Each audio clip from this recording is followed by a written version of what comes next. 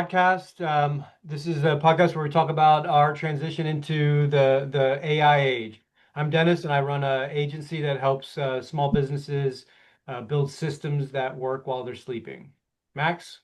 Hey, my name is Max. I work with the laggards in the innovation curve. If you're familiar with the division of innovation, I work with the laggards.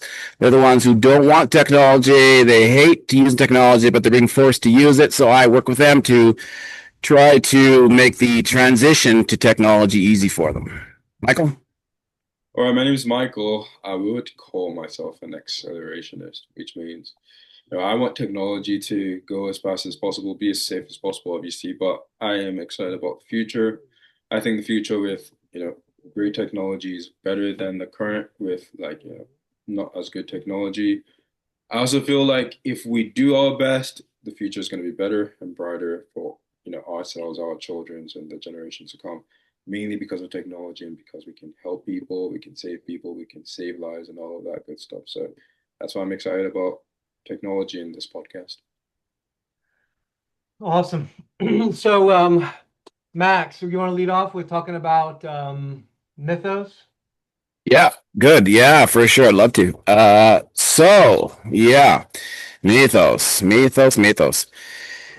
I remember Michael was the first one to mention that name. I heard it first from Michael. He says something about Mythos is my model. That's what I'm using, and I'm like, what? What are you talking about?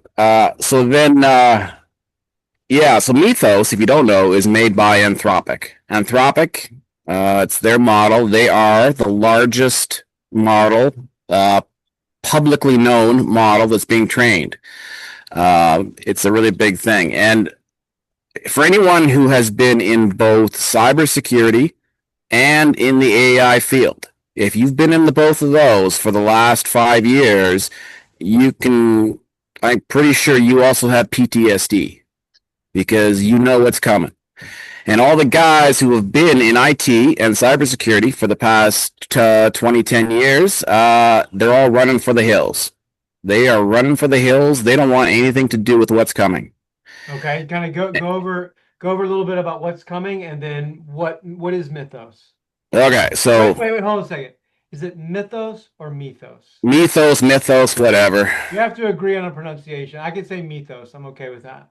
I'll say Mythos then. All right, Okay. we'll switch. We'll switch. Okay, so Mythos is a well, it's not the model that's exciting here. What's exciting is that for the first time ever, they're gonna red team the shit out of the internet. Okay? When I heard this was relief to everybody who has PTSD about this situation. So okay, here, what is red team? What is red team? Red team is when you form a team and you attack offensive on the internet to try to break it. It's in a field called penetration testing. Okay. And you're doing that to make it more secure in the end, right? Exactly. You want to attack it, find the vulnerabilities, and get those suckers patched as soon as possible. So this whole red teaming thing with a group of 50 companies, AWS, Google, even the Linux Foundation is open to this. They've given them the model as well.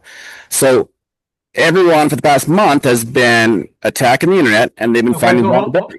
Hold on. I'm just going to interrupt. So, but what about Mythos? I'm not there yet. I'm not there yet. Okay. Mythos isn't even in the picture yet. Okay, so Mythos is the model they're using, right? That's the latest model. They're giving Mythos to these teams to attack the internet. And right? Why Mythos? Because Mythos is the largest model in the world. And that means what? That means it is the most intelligent model in the world because it has the largest number of parameters. And what is it? Hey, Michael, how many parameters is it? Is it 11 trillion? Do you know? No, it was the rumor, anyways, because they haven't publicly released it. Is 10 trillion parameters. 10 trillion. Yeah, so that is the largest model produced ever.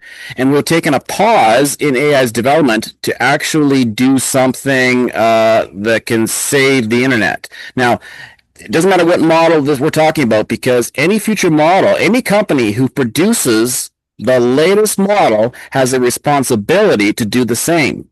They also need to red test the internet right before they release their model to the public.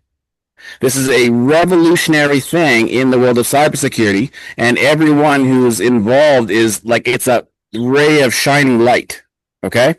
Mhm. So, 1 month has passed, and they have found 10,000 fucking vulnerabilities. Okay, there's a whole community. There are millions of people who have the lifestyle of bug hunters. That's all they do. They hunt bugs. They get bugs, they find them, they turn them in, they sell them on the black market, they're making millions. They're rich people. Okay, this machine, Mythos program, with these 50 companies, found 10,000. I asked Grok, what is the black market value of all those bugs? $2 to $5 billion. Now, a very small percentage of those bugs have been patched, right? We still haven't got the patching done, a very small percentage, but they're now known. There is 2 to $5 billion worth of bugs sitting out there for people to get. All right, they're still not patched. So hopefully they can figure out how to patch these holes fast before that model is released. Because if it's released without the patching, Right. yeah, Yeah. If it's really, yeah, I mean, that's the thing. Like I'm not in the cybersecurity industry, but I understand I mean, the danger of it. It's able to see things that essentially make any system vulnerable to attack. And yeah. So therefore, like, right. So if you one of can't the trust oldest it, it ones. fails. So one of the oldest ones that it found was 27 years old. No human or computer has found this bug for 20. No one's ever found it. 27 years. Right? It was in OpenBSD, which is a security system. That doesn't mean they have bad security. That means they have really good damn security because no one found this bug for 27 years. But AI found it, right? That's huge.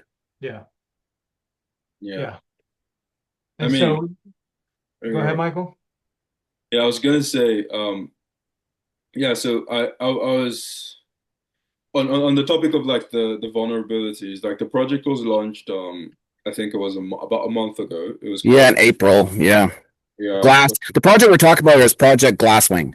yeah, This thing is getting nowhere near the press that it should be getting because this might be a revolutionary time in cybersecurity history. Everyone in cybersecurity is like, oh my God, they got their fingers crossed that this works because this would, if we could continue doing this, and every damn company or every organization who produced a top end model, it's your responsibility to red team the internet before you release it. That could be a thing set going on forward into the Right. future, and that would save the internet. yeah. So basically, the reason why they like to answer your question, Dennis, the reason why they were using Mythos is because it has the best like well coding and cybersecurity hacking capabilities of any model possible. I think it was because it was trained by Anthropic and they're one of the best people at coding at building coding models anyways, at least that's what the evidence suggests. Yeah, So it it was was really good basically at chaining together exploits. It was really good at chaining together exploits, right? And so what happens is, and people have been trying, that's the holy grail of all the hacker world. If you can chain together a bunch of exploits in the software stack, and you can hit them all at once, vroom, it's like a lightning bolt right through the entire software stack, anywhere you want to go, right? yeah, That's now AI is doing that. yeah. So yeah, everything Mac is saying is absolutely correct, and it's like well, it has been a big deal, but it's just like with AI, there's been so many things that like it was a big deal. I would say end of April ish. Then like May comes out and like people are talking about like the spot model from Right. It just disappeared. yeah, it's like, but it is a big deal, and like glad that Max is bringing it out because it's like it has found a lot of vulnerabilities, and even like the Treasury Secretary of the U.S., he like there was an impromptu meeting where he gathered like all the CEOs of the biggest banks in the U.S. I'm not sure if you heard that. No. Yeah, it was a big news story like 2 to 3 weeks ago, and he said like we have models that are capable of just transforming the entire nature of our banking systems. And like they have to take bank like security at banking more serious right now because it's a thing whereby like if models like this become widely accessible, then like everybody's information could be vulnerable. So yeah, it was a big deal, and that's kind of why like even the Trump administration has been like taking AI safety and AI scrutiny seriously, and especially what Max talked about in terms of like just making sure that like people actually red team their models and make sure that like the internet is safe before they just launch it out in the public. It's now a big deal and it's bipartisan now. So And so, Yep. as I was saying last week as well, the Trump administration wants access to it before the other companies do. Right? Peter Thiel wants access to it for Palantir, and they want to use it, its capabilities, before it gets all the holes get blocked up. Right. yeah, and also I'm not sure if you heard this, but like I think it was 2 to 3 weeks ago still. Like the news cycles so fast, but It's 2 to 3 weeks so ago, fast. like Anthropic got hacked. They had like they had like an intrusion into one of their maybe like servers or whatever, and it apparently was from China. Somebody was trying to steal their models. So like people believe that China was trying to get a hold of Mythos in some form or some way and just steal it. Oof. Dun dun dun. China steals Mythos. Mythos. So anyway, that Mythos and this whole, not just Mythos, but the whole red teaming uh, standard that we could have is such good news for the cybersecurity community, because we've seriously had PTSD for quite some time. Anyone listening will, if you're in the comments, put in the comments, do you have PTSD from cybersecurity and AI? Okay. And that PTSD just stems from the fact that you know it's just a disaster waiting to happen. Well, it's because when you listen to the reports, they're coming out so rapidly you can't keep up, right? Like Amazon last year was getting 175 million cyber attacks per day, right? So when you get this many attacks on your agenda, on your brain, and you got to protect all your customers, it's a lot. Right. Okay. And then your customers aren't doing their digital hygiene, so there's nothing you can do about it, and so it's quite a frustrating situation, right? Right. Because their password is password 123. Yep. Hackers are just licking their lips, like, oh yeah. Yeah, I mean, I don't know. And I think I hadn't thought about it that way, but what you said, Max, about this being a potential standard setting action to make this project Glasswing, where the latest model is going out before it's released and kind of safeguarding the internet from itself.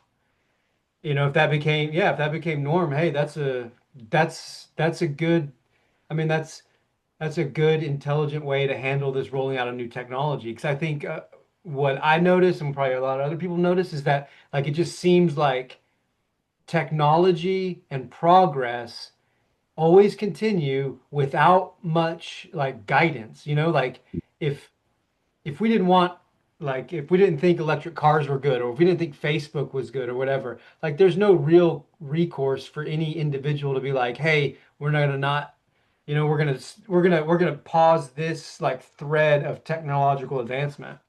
And I still don't think we can do that, but if there's groups of smart people and powerful people like that are creating a standard where they red team the internet to kind of protect it from their latest technology, well, that's at least a mini step in a healthier direction. Yep, makes sense. Yeah.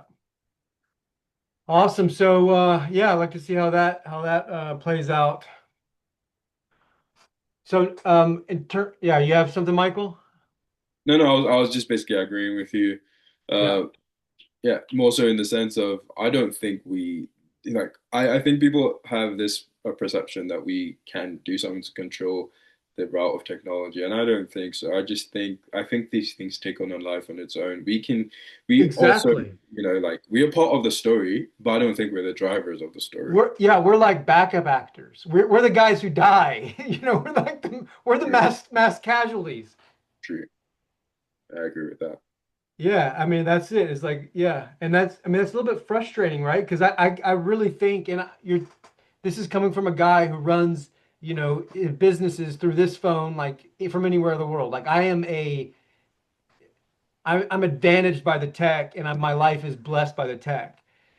saying that, I really think I think the flip phone was the peak. I think that was peak technology in the sense that like you could have a phone, you could be out, you could be mobile, you can connect to people, but you're still talking to people, like texting, yeah, some, but not like it is now. And there's no Facebook, there's no social media. Like I think as we've progressed into screens and then into social media, which are both like big experiments that nobody really recognizes as experiments, those are both experiments, and I think they've gone badly. I think they've gone net negative. But what do you do Actually, about it? I actually think we move on from this phase of screens to like a phase of just like synchronicity with technology, which means like the Neuralinks, the chips, like the heart rate sensors in the blood. Transhumanism. Yeah, it's just like I think we move on from screens in like the next 20 years ish. Like screens are just, a pain in the ass. I think we just literally beam the freaking bits of information down into our neurons and we connect it to our eyeball This so is we a can. disaster, right? Like we agree No, that this is a disaster, no, right? it's good. It's like the end state whereby like you can choose to be one with reality, but also you don't need to like check your notifications. Your notifications just get into your brain like that, and you can choose when you want your notifications to come into your brain. So instead of airplane mode, you can airplane mode in your mind and say your notifications for the next 10 hours, or I want notifications that come in as naturally as possible and just enter my stream of consciousness so I can get a text from my mom when that moment that she needs to talk to me. I think it's going to be even better. I mean, could be like we've said before, like nobody knows what's coming. So anybody, could be this way, could be that. I don't know. Like so this is the question of transhumanism, and then it's also the question of like government and control. I mean, I don't know if you realize when you said like, oh, it just comes into your head. My question is like, who is putting what into my head, and how am I sure? How am I sure that I am actually in control of what's going in my head? And I think, like privacy used to be a thing, True. but it's not anymore. But and everybody's just okay with it, including myself. I mean, I got a phone. Of course, I'm okay with no privacy. But my point is that like the frog in the boiling water is, I mean, it's a metaphor. It's a useful metaphor for a reason.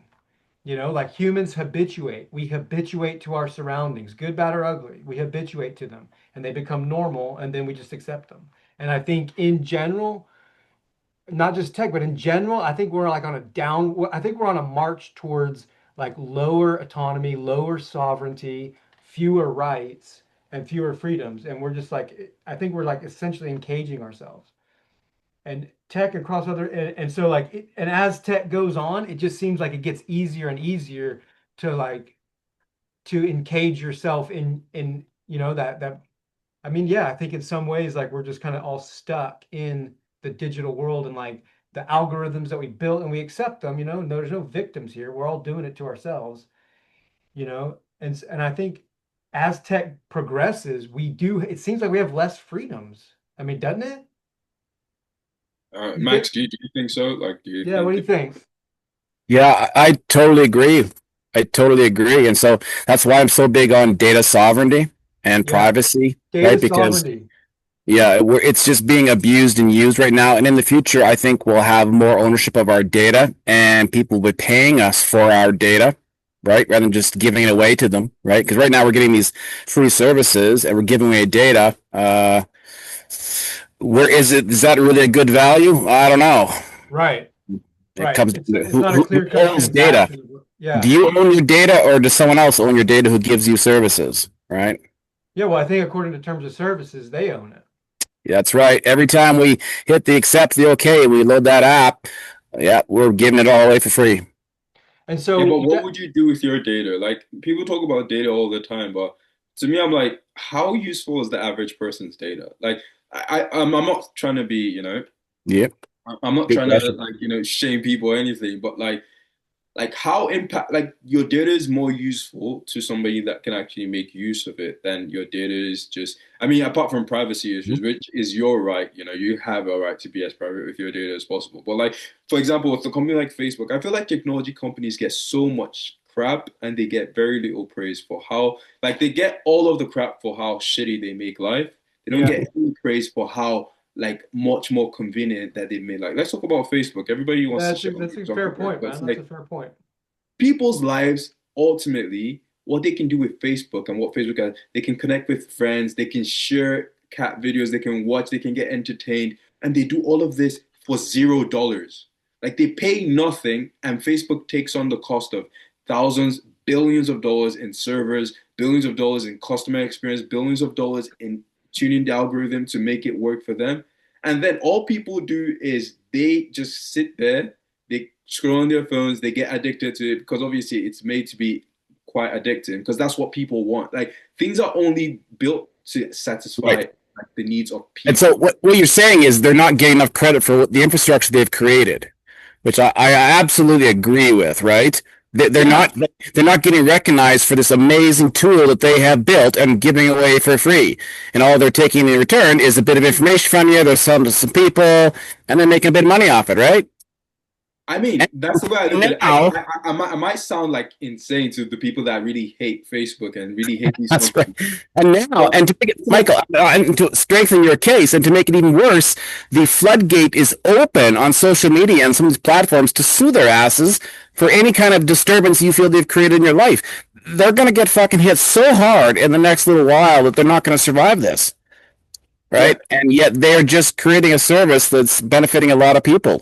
yeah, like people also hate on like fast food restaurants like McDonald's or like like Burger King and it's like, oh my God, you make the food so unhealthy. It's like, dude, that's they serve you what you want. Like you wouldn't like freaking like Chipotle or like some green food place exists, but you don't go there. The reason why you don't go there is because you don't like that type of food. You go to the places that have all the sugars, all of the stuff that tastes so good, but then you go and say, oh my God, these people are giving.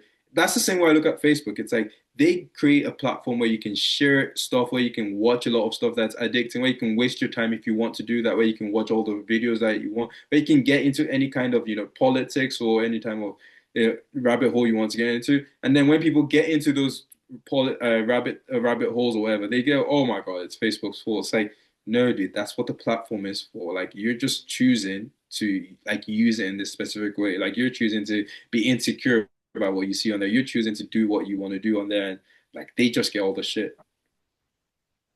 Okay. I think I'm picking up what you're putting down. So like you're pointing out that there's some good that Facebook has done in terms of like you said infrastructure, like digital infrastructure that they built, and there's some responsibility for the end user on how they use it.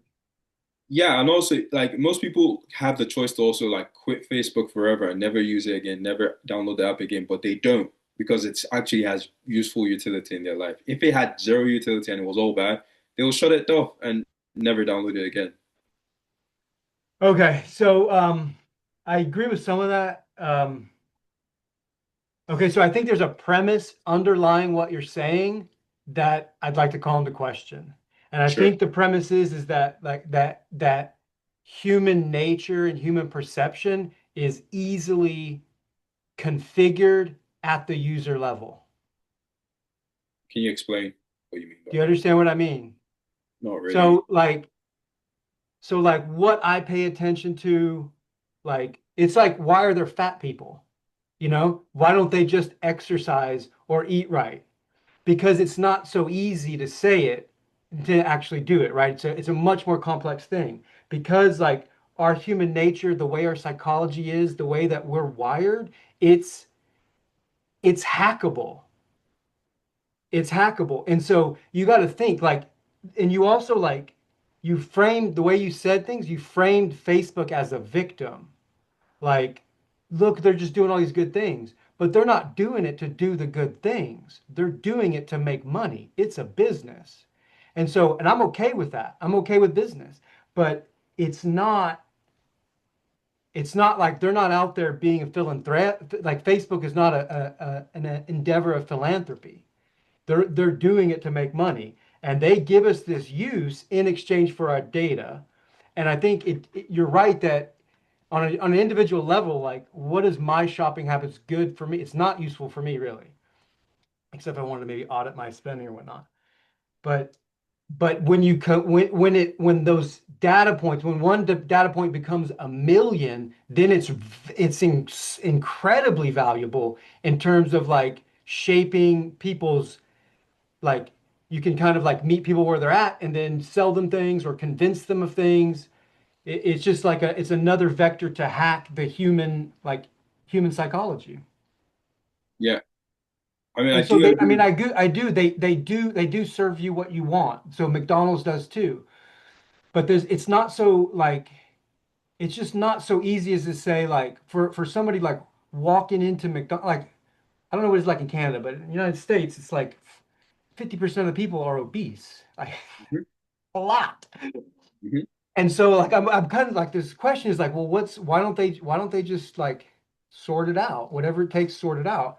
And the answer is because human psychology is not, human nature is not like noble and brave. It's fat and weak. Mhm. So are you going to blame the dealer or the user? Both. You want to blame both? Okay. I mean, Yeah. fair. I mean, That's a fair they point. like any relationship, anytime any two beings are in relationship voluntarily, then they have some accountability and ownership of what is happening. So I if a mean, user buys, they're accountable. Now maybe like they had a terrible childhood and their mama was a crack dealer, and and they were a whole lot fair, but still at the same time there's some level of accountability there. like, okay, for example, let's talk about McDonald's because like Facebook Yeah. is like okay, it can be convoluted, but McDonald's, I like that McDonald's like serves unhealthy food, right? Because when I go to McDonald's, that's what I want to eat. Like I'm looking Yeah. forward to like my next, McFlurry. I'm looking forward to like my next, like freaking like sweet treat or whatever. Like it's been a while since I went to McDonald's, but it's like or like my next Big Right. Mac. And when I go there, I want it to be as tasty as possible. I'm looking forward to my next fries, like I want it to be as tasty. I want it to be as McDonald's-y as possible because I go there for that, like I love the fact that that is where the, but when I want to go out and like when I go to any place, where I like to go to Chipotle to eat, right? Because Yeah, it's they, good. I they like it. sell rice, they sell beans, they sell Yeah, guacamole. I That's like it. that's It's what I good. like. But like at McDonald's, I don't want them to get healthy. So like for example, with Facebook, I feel like their Hey, product is like okay, you see cat videos, you watch your friends, you get into a bit of politics, you get into a bit of rage baiting. That's their product. But if you want, a bit more, educate, or you want, to be a bit more informed about your career, you go to LinkedIn. If you want to, hear yeah, about what's actually going on in the world, you go to yeah. Twitter. Like so, everybody serves a certain product, right? I don't want Facebook to be less Facebooky. And also, when I want to promote my, as a business, when I want to promote my services, I go to Facebook because I want to find those kind of people. But I don't blame these platforms for being what they are. I'm just like, okay, the platform is Yeah. what So that's a fair point. Can we point out like, so for me, can I point out a negative without blaming the platform? Because I think like I've got no problems with McDonald's, but McDonald's 30 years ago is not the same food that's being served today. So I I wouldn't agree. go. I agree with your point about like, hey, it's shit. Like you want to eat it, that's fine. McDonald's food was probably never particularly healthy. But is there a difference between eating like sweet treat, like enjoyable food, and me making that choice? And is there a difference when there's somebody in a room, lots of smart people in a room that are engineering the food to make you more likely to come back and seek it out? Is that the same playing field? Yeah, I would say you have a point there for sure. And because the algorithms are the same thing. There's really smart people in rooms right now trying to figure out how to keep you, me, and everybody else looking at the screen. That to me is not a fair playing field. Yeah. And I say that as a guy who's like, yeah, I've used my phone like in a way that's like, sometimes I'm like, I'll miss moments in my kid's life because I'm like scrolling something. In some ways it's just abhorrent. It's disgusting. I'm disgusted with myself. I quit. But And at the so, same like, time, like I'm totally embedded in it. What's we're that, Mike? talking, we're debating this right now, and then what we have to realize is AI is just going to hyperdrive whatever that is we're doing. Exactly. Gas on the Yep. So fire. we really got to be careful about this and talk about these things because AI is just going to accelerate whatever the trend is we're doing. Yeah. Yeah, exactly. Gas on the fire. Yeah. On the topic of AI, though, I want to bring this up. This morning, Anthropic raised, I think, $65 billion at a valuation of 900 and something billion dollars in valuation, and they are now at approximately like 49 or 50 billion in annual revenue. So that is up from about 10-ish billion at the end of last year. So, like, I was bringing this up because I remember last week we were talking, and I think they were at 47 or something last week, and then this week they added like another 2 billion or something. And this year, I think there's a trend that, like they'll go from 1 trillion in market cap to like about 2 trillion. Because I think there's enough compute for them to actually, I just keep on at least this slow trend, anyways. So what we're looking at here with these AI companies, if you guys don't mind, is like Yeah, we're looking at the biggest companies that are ever going to exist, in my yeah, opinion. Like, yeah, is it that like what do you guys think about that? I want to get your opinions on like how because like for reference, I'm not sure if you guys know, but like the biggest companies in the world are about $3 to $4 trillion. Like in the world, that's like Apple, Google, Nvidia. Like the biggest companies in the world are like just three. So Meta. like yeah, Meta is 2 trillion. So literally, this company that was built 3 to 4 years ago is 1 or 2 more years in terms of doublings from just eclipsing everything. So AI is the mega tsunami that is probably going to eat everything at Yeah, this point. I wanted to get your guys' opinion on that because I found that like that's so mind breaking to me. I'm like, this is insane. yeah. You want to take that, Max?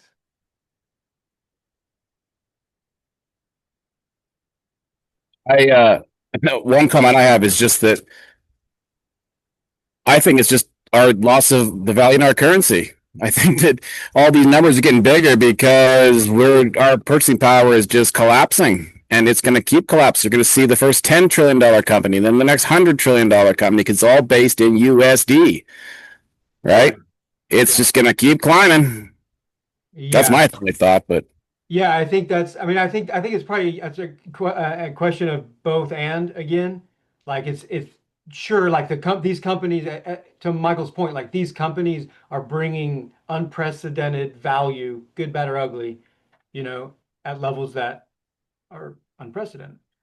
And at the same time, like, yeah, 4 trillion in today's dollars is, how much, what does that even mean? Like, what is, like, what does it even mean? But inflation is calculated yearly, right? And also yearly we gain like what 2-3% inflation. I'm talking about a company like doubling, Yeah, tripling in value exactly. in two Exactly. to three months. Like that cannot be inflation. That's just like Yeah, and also the revenue is that's a real growing. signal.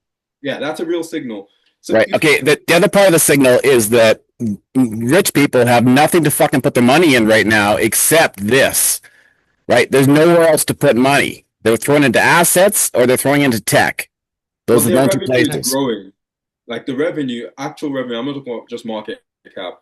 Like this is a Oh, okay. company that's doing 50 billion in like in our ARR this month. And by the end of this year, if it just keeps the same pace and not even grow that much, just slightly even decelerates its pace, it's on track to do 100 billion in ARR. That's actual real revenue. Yeah. And just based on revenue, it's like a revenue, like how like market caps are calculated is 10 times annual revenue. So 100 billion, you're $1 trillion company in market Yeah. cap. So it's like, yeah, like this is not even about like investment or rich people. It's just about like the trend of where this thing is going is likely to be one that, it's ultimately, if it doesn't stop in by 2030, we could have our first 10, 20, 30 trillion and then they could just buy anything they want to buy. Right. And then we're in a special kind of dystopia. Then we're in the tech what is it called? Tech oligarchy dystopia. That is what I'm gonna if you guys allow me, but I think that's where we're headed in the 2030s. I think America as a state is gonna turn into like, it's your country, so you can tell me what you think.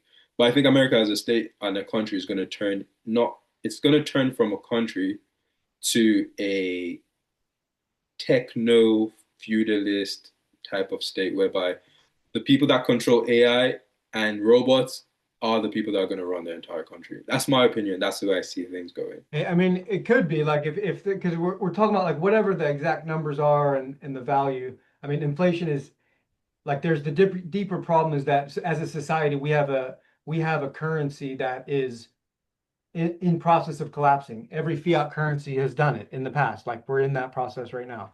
And that's a real signal too. But in terms of like maybe is Anthropic the fastest growing company ever? Or if it's not then it's maybe top five or something. And so like I think yeah, it's things are just it has to be accelerating. the fastest. Yeah.